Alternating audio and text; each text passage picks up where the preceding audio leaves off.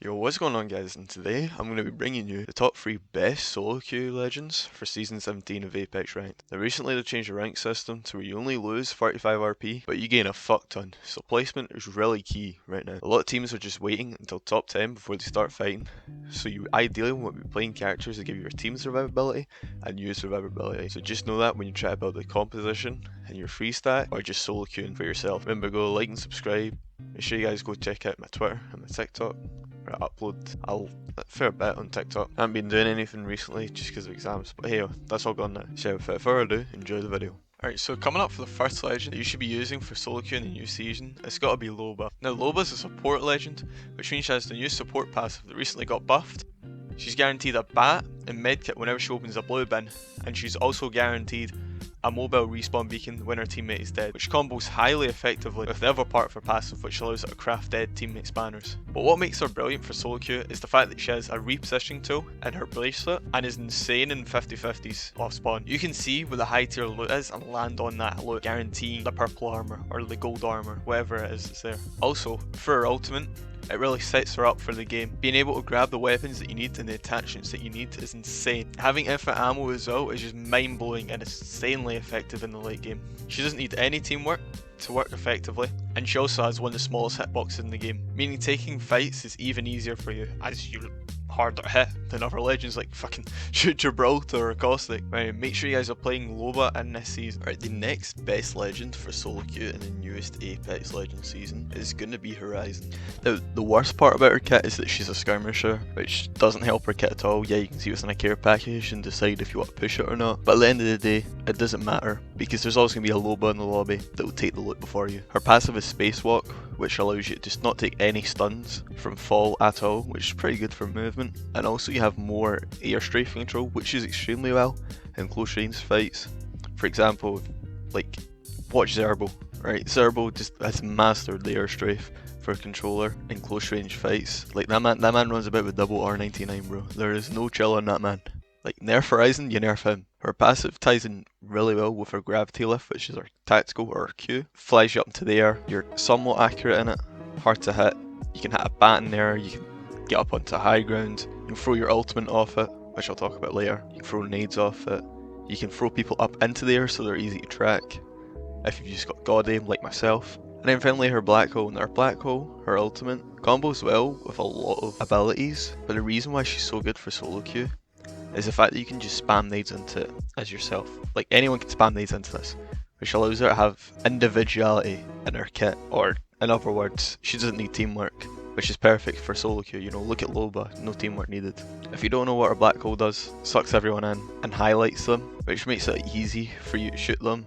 It sucks them in, it slows them down, which allows you to just beam them as they're trying to walk out of it, as they're slowed down.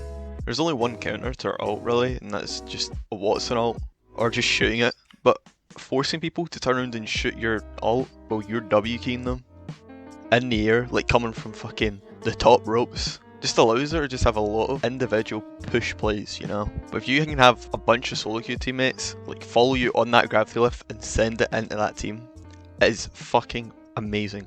Her kit is amazing for fighting. Like, she is the contest character. Like, off spawn, her tactical is the best off spawn ability in the game.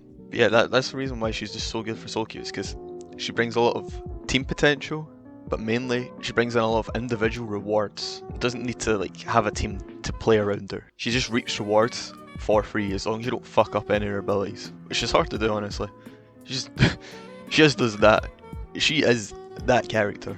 Now last but certainly not least for the solo queue characters, with Pathfinder. Pathfinder skirmisher, but this time it actually does help him because it combos in with his passive, which you scan a care package, you get the zip line 10 seconds quicker, and if you don't have the ultimate, you get it straight away. He's easily got the most mobility in the game. A strategy I like to use is scan a care package when they're coming in, throw it onto the nearest jump balloon, like onto the bottom of it, because if you take the zipline up into the redeploy balloon, it's like you've just hit the zipline up into the redeploy balloon, if that makes any sense. So you get to fly. His grapple is just extremely versatile, you just slingshot yourself across the map. There's a bunch of tech to it, but if you can learn the tech, easily the best like movement ability in the game. Like Octane Stim doesn't have a skill ceiling. Like you press it, you go fast. Valkyrie's jetpack, pretty good ability, always available. But Pathé's grapple just allows you to get that speed boost, the height, the distance. You know, he is the jack of all trades. The only downside to Pathé is he has no defensive capabilities. You don't really need the defensive capability. We can literally just slingshot out of there. Like, you're out. He does have a massive hitbox, which is a bit of a downside, but he doesn't need any teamwork. I mean, it's easy to work with a Pathé, you know? He hits down a zipline, you can use that zipline. His zipline takes you like one of the furthest distances in the game of any mobility ultimate. The only problem is you're pretty easy to hit, but I mean, as long as you just fire them into redeploy balloons or into a spot where you just don't get beamed, he's insane. But anyway, before I end this video, I just want to say you can use any character for solo queue. Like, try to come up with just definitive 3 is impossible. Like, you can make an argument for Bangalore being insane for solo queue with giving the smokes and the ult and the pushing and the cutting off line of sight. You can make an argument for Catalyst being the best solo queue because you can scan rain consoles, you can, you know, put up walls, you can throw down tracks to cover your flank, you can get aggressive with the wall. The wall is the most flexible, one of the most flexible abilities in the game. Block scans, you know, because we're in a CR meta.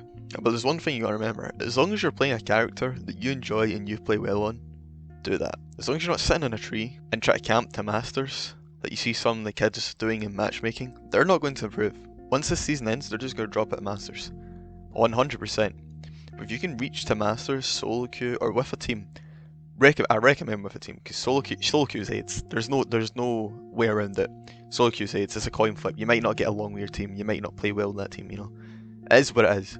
But the bottom line is, any character in this game can work. Even Mirage can work, you know. Every character has a little bit of like upside to them apart from Revenant. So just play well with the characters that you're good at. Like, I'd recommend learning 1 skirmisher, 1 assault, 1 recon, 1 support, and 1 control. So whatever meta comes up or whatever your team needs, you can play that. And of course, learn what weapons works with your legend. For example, like Pathé, you know, like an R9 and a Nemesis. Horizon, R9 and a Nemesis. You know, Aloba, an R9 and a Nemesis. Or Bangalore, an R9 and a Nemesis. For Seer, an R9 and a Nemesis. Anyway, that's going to be it for the video. Hope you guys enjoyed. Like and subscribe, you know. Tell me who you guys think is the best solo queue legend in the comments. And yeah, see you guys later.